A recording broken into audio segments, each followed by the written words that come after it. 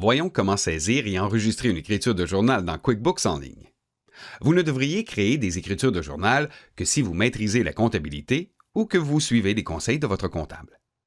Pour la plupart des opérations, il n'est pas nécessaire de créer une écriture de journal.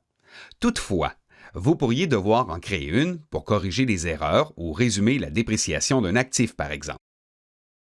Pour créer une écriture de journal, sélectionnez Nouveau, puis Écriture de journal. QuickBooks affiche la date et le numéro du journal dans le haut de la page. L'une des raisons les plus courantes de l'enregistrement d'une écriture de journal est l'enregistrement d'une dépréciation. Prenons un exemple. Pour une saisie de dépréciation typique, le premier compte à saisir est le compte dépréciation. Sur la première ligne, sélectionnez le compte de dépréciation. Puis, sous la colonne Débit, saisissez le montant de la dépréciation. Cette action déplace l'argent hors du compte. Dans la colonne de description, saisissez la raison pour laquelle vous créez l'écriture de journal. Sur la deuxième ligne, sélectionnez le compte de l'actif faisant l'objet de la dépréciation.